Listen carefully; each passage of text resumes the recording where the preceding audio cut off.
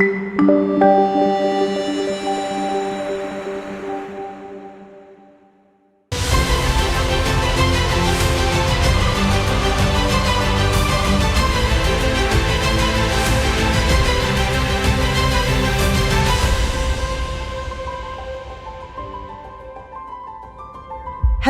I'm Dr Marina McLean, and I'm reading to you Zephaniah chapter 1. The word of the Lord which came unto Zephaniah, the son of Cushi, the son of Gediel, the son of Amara, the son of Hiskiah, in the days of Josiah, the son of Ammon, king of Judah.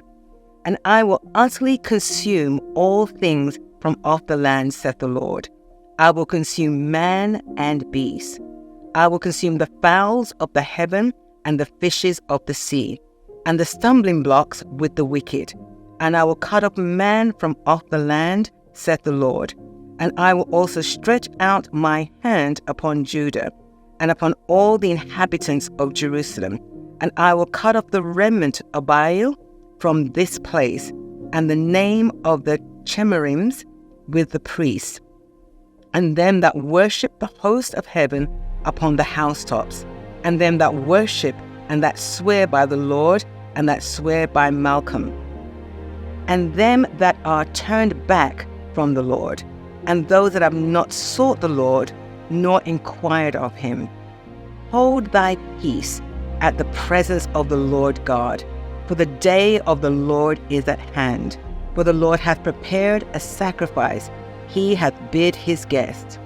And it shall come to pass in that day of the Lord's sacrifice, that I will punish the princes and the king's children, and all such as are clothed with strange apparel. And in that day also I will punish all those that leap on the threshold, which fill their masters' houses with violence and deceit. And it shall come to pass in that day, saith the Lord, that there shall be no noise of a cry from the fish gate, and an howling from the second, and a great crashing from the hills.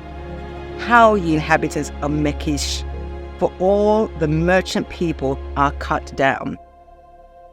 All they that bear silver are cut off. And it shall come to pass at that time that I will search Jerusalem with candles, and punish the men that are settled on their lees, that they say in their heart, the Lord will not do good, neither will he do evil. Therefore their goods shall become a booty, and their house a desolation. They shall also build houses, but not inhabit them. They shall plant vineyards, but not drink the wine thereof. The great day of the Lord is near. It is near, and hasteth greatly.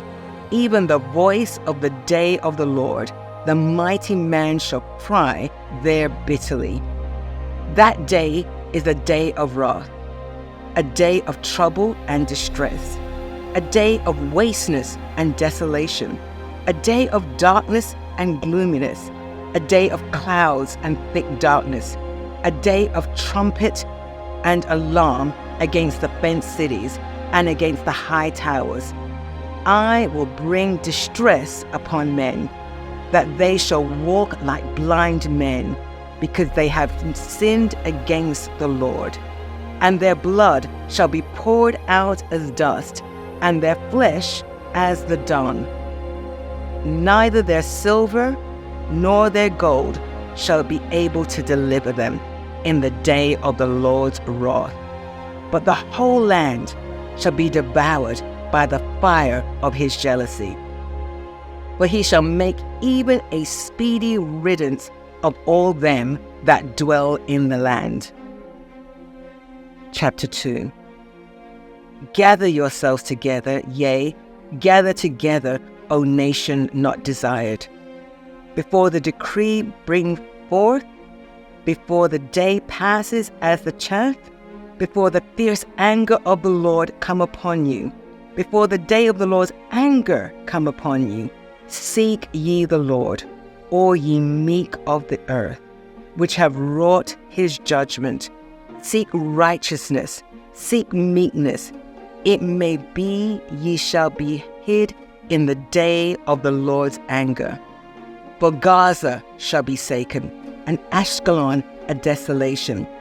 They shall drive out Ashdod at the noonday, and Ekron shall be rooted up. Woe unto the inhabitants of the sea coast, the nation of Cherethites. The word of the Lord is against you, O Canaan, the land of the Philistines. I will even destroy thee, that there shall be no more inhabitant. And the sea coast shall be dwellings and cottages for shepherds and folds for flocks. And the coast shall be the remnant of the house of Judah. They shall feed thereupon. In the houses of Ashkelon they shall lie down in the evening, for the Lord their God shall visit them and turn away their captivity. I have heard the reproach of Moab, and the revilings of the children of Ammon, whereby they have reproached my people, and magnified themselves against their border. Therefore, as I live, saith the Lord of hosts, the God of Israel, surely Moab shall be as Sodom, and the children of Ammon as Surely Moab shall be as Sodom, and the children of Ammon as Gomorrah. Even the breeding of nettles, the salt pits, a perpetual desolation. The residue of my people shall spoil them, and the remnant of my people shall possess them. This shall they have for their pride, because they have reproached and magnified themselves against the people of the Lord of hosts. The Lord will be terrible unto them, for he will famish all the gods of the earth, and men shall worship him, and everyone from his place, even all the isles of the heathen. Ye Ethiopians also, ye shall be slain by my sword. And he will stretch out his hands against the north and destroy Assyria, and will make Nibia a desolation and dry like a wilderness. And flocks shall lie down in the midst of her, all the beasts of the nations. Both the cormorant and the bittern shall lodge in the upper lintels of it. Their voice shall sing in the windows. Desolation shall be in their thresholds, for he shall uncover the cedar work. This is the rejoicing city that dwelt carelessly, and said in their heart, I am, and there is none beside me.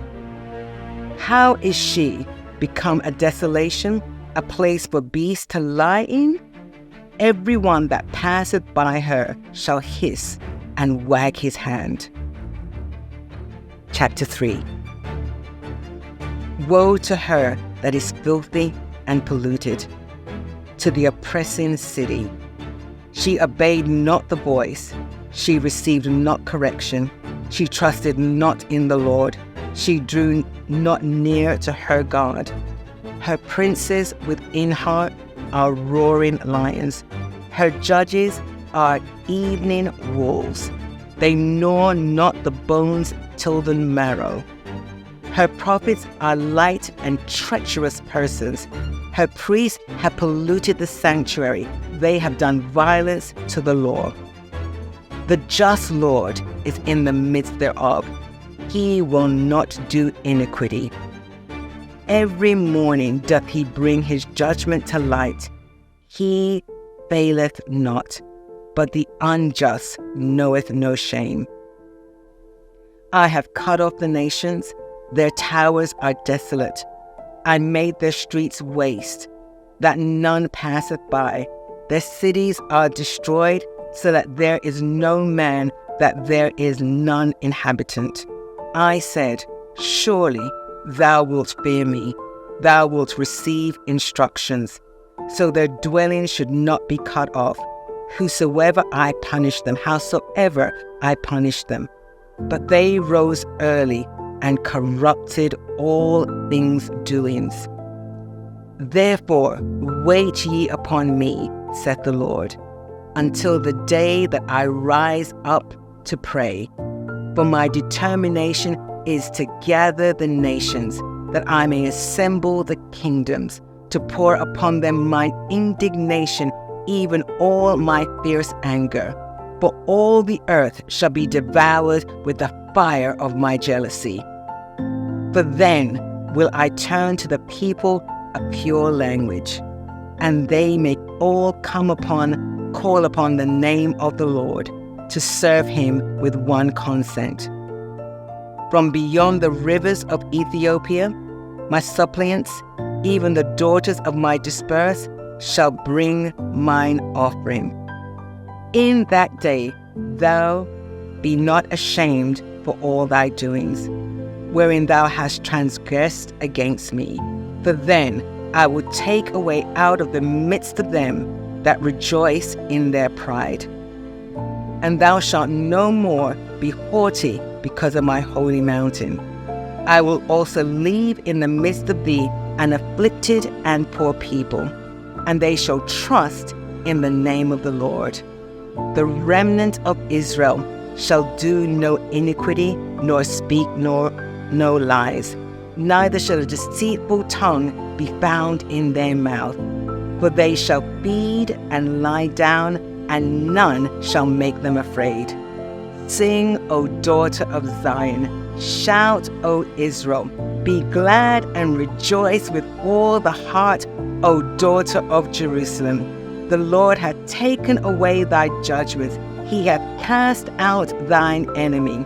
The King of Israel, even the Lord, is in the midst of thee. Thou shalt not see evil any more. In that day it shall be said to Jerusalem, fear not, and to Zion, let not thy hand be slack. The Lord thy God in the midst of thee is mighty. He shall save. He will rejoice over thee with joy. He will rest in his love. He will joy over thee with singing. I will gather them that are sorrowful for the solemn assembly who are of thee, to whom the reproach of it was a burden. Behold, at that time I will undo all that afflict thee. I will save her that halteth, and gather her that was driven out, and I will give them praise and fame in every land where they have been put to shame. And at that time will I bring you again, even in the time that I gather you. For I will make you a name and a praise among all people of the earth, when I turn back your captivity before your eyes, saith the Lord. Have a blessed day.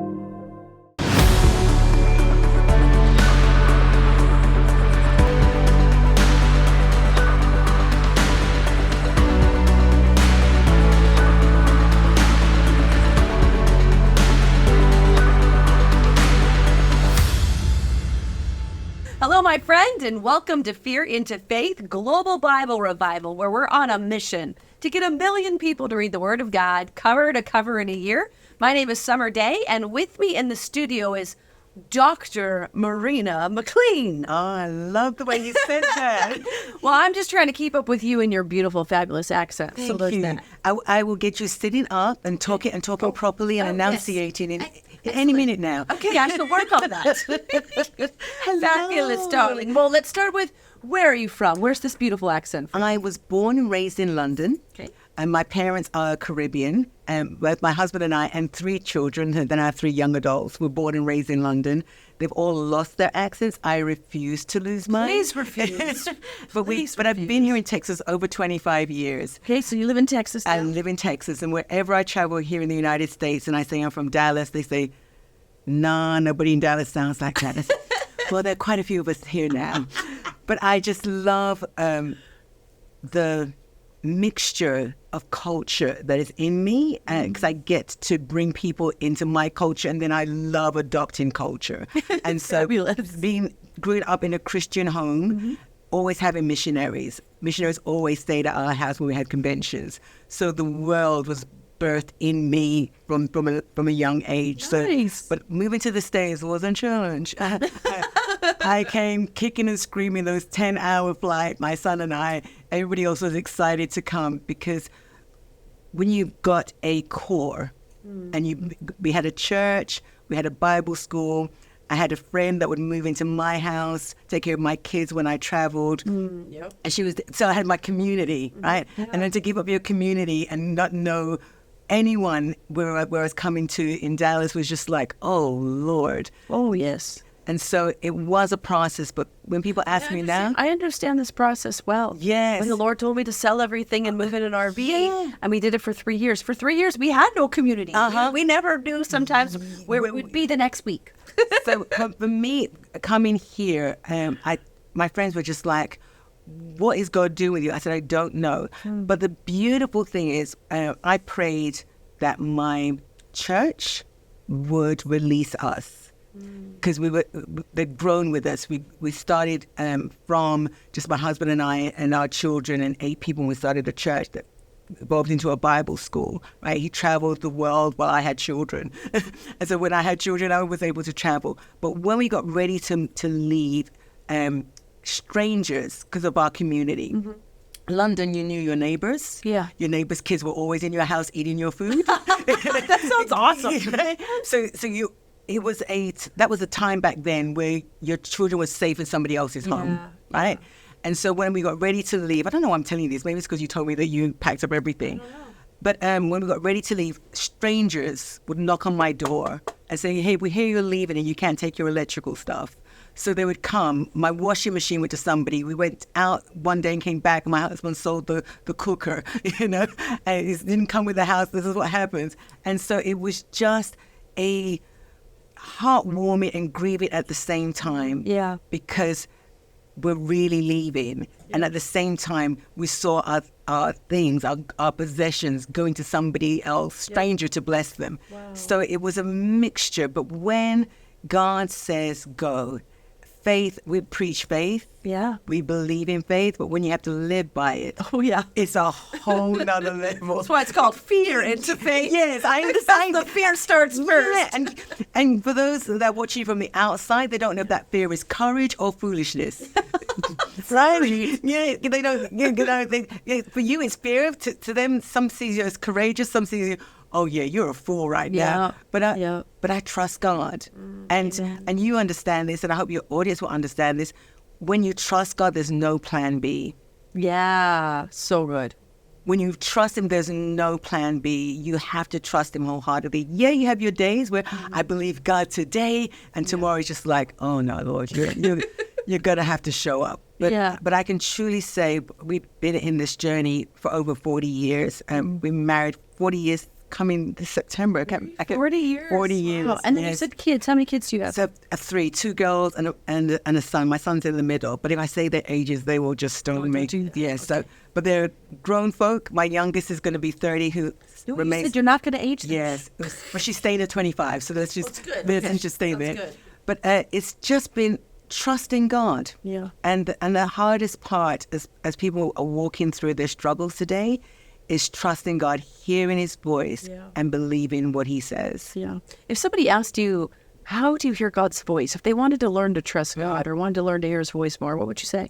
So I've done this in a simple way, because when my husband traveled a lot in our early years, I would sit on my bed and say, God, we need to talk. Oh, I like that. And so that's my go-to. Whenever I have to have a moment, I sit on the edge of my bed and I say, God, we need to talk. And talking and listening, because some people hear Him audibly. I hear Him from within. Yeah. And then that's how I know it's Him over the enemy, because His voice is softer. His voice has always been softer to me. True, and then even though He's asking this immense thing of me, but it's that peace that it's Him. Wow. And so I would say, listen to that still small voice. But some people hear Him audibly. My husband hears Him audibly. I have to be still. God forces me to be still to hear Him. Yeah. And I've been in chaotic situations, and my friends are like, "Why are you quiet?" And then somebody will say, "She's hearing God." So good. Yeah, she's in her discipline. And the thing is, each one of us have to find our own discipline about hearing God. Yeah. I've had friends that they hear him in the noise. They hear him above the noise. Yeah. And I go, "Oh, I just hear noise. I have to get still." And I always say the enemy hates when I'm still. He will keep me busy, distracted, because the minute I get still, I can hear God's voice. And that's his discipline with me. So good. I love it. Yeah. I tell people, I've never heard the booming voice of the Lord.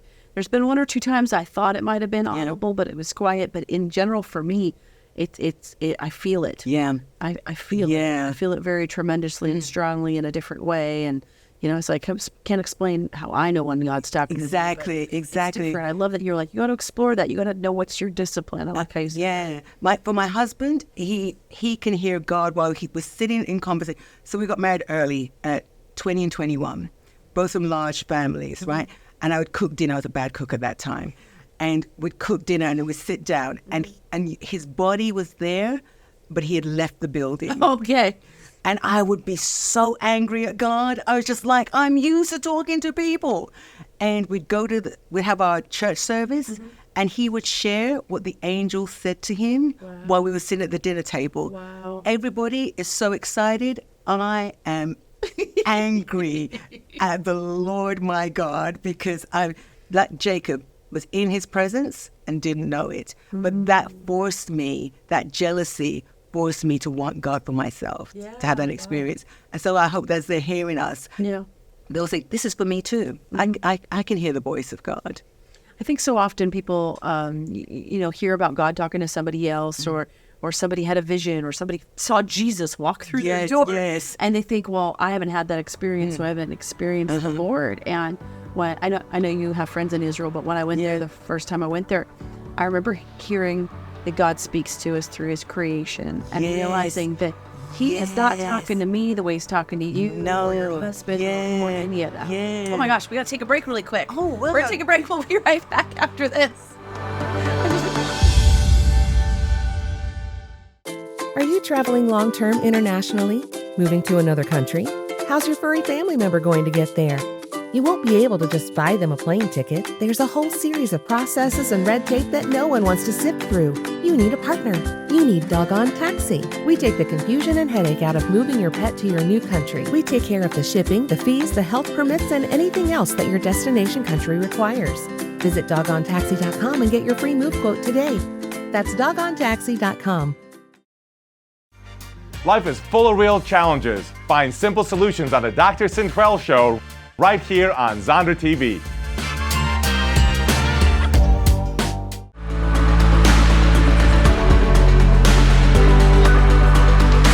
We're back, and we're talking with Marina, and we left off. We're talking about how God just talks to everybody different. Yes. And when I heard the words, he speaks to us through his creation, and we're his creation. Yeah. I think so oftentimes people don't realize that God will use somebody else to speak to us. Yes. He'll use somebody else to do confirmation or something like that.